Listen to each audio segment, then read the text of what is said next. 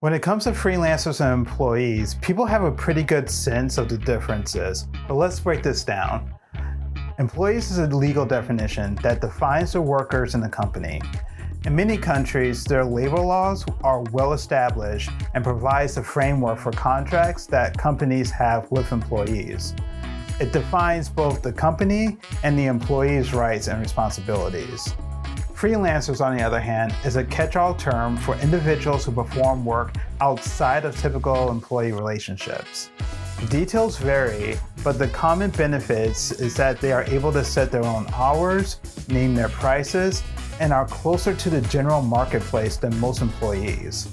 That's a brief overview of the differences between employees and freelancers, but this topic gets complicated very quickly. The fine print becomes really important when laws and other companies start making policies around the details. I hope that clarifies the what. Now the rest of this video is going to explore some hows, particularly how companies can use this ambiguity to their advantage, how freelancers can get into tight situations with clients, and how freelancers can navigate difficult relationships. My name is Seth Watson, and this is Do It Yourself CIO. All companies start somewhere. Why not here?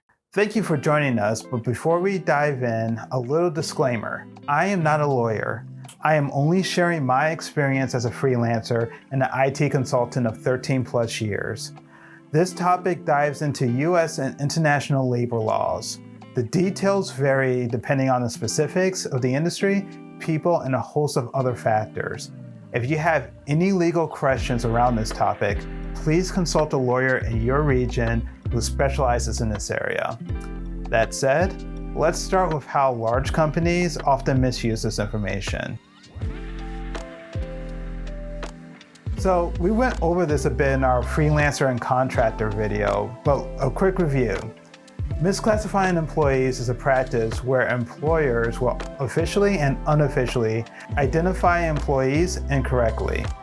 Playing with employee counts like this allows companies to get an edge on their competition by typically minimizing cost, especially when it's determined by employee counts. This includes expenses, licenses, and taxes. Some companies even go as far as to require employees to register as a one-person company and then tie the person with restrictive contracts similar to that of an employee rather than a business partner.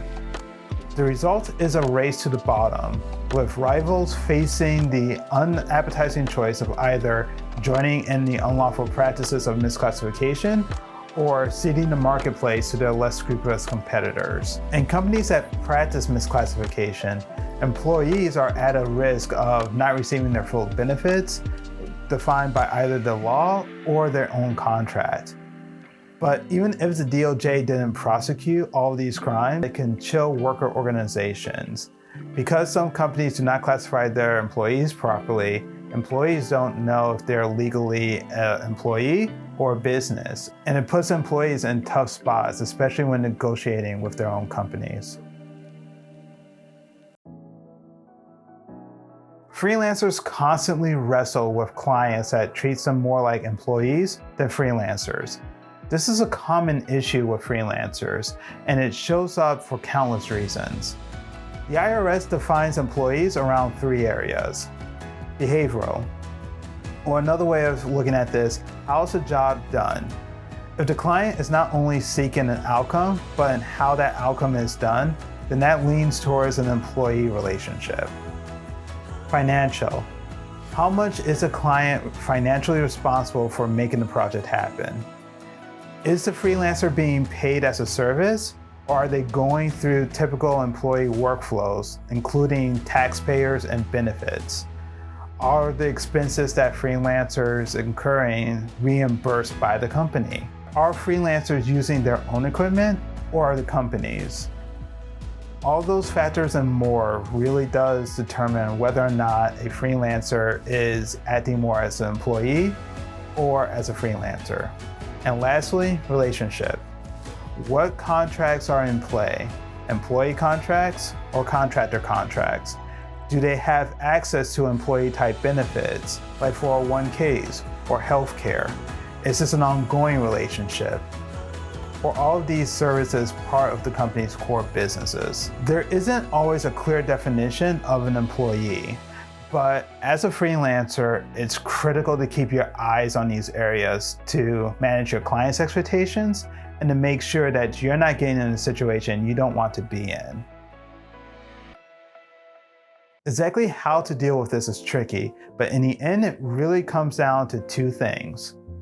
One, contracts. Before work starts, know what you are responsible for, know what support you have, and make sure terms are clearly defined. That includes payment structures and delivery mechanisms. Number two, boundaries. As a freelancer, you need to know what you want. Many go into freelancing to be free from many of the constraints of corporate life. So don't put yourself back in that situation if that's not where you want to be. So again, how to do this is tricky because this centers on you, your style, and the type of freelancer you want to be. Once you figure that out, then find clients that will fit that vision. Not all clients are a good fit, and that is okay. As long as you know what you're looking for, the better the relationships will be all around. Being a freelancer is filled with tons of joy and adventures, but also some headaches every now and then. This video is part of our Freelancer series to help prepare you for what's ahead.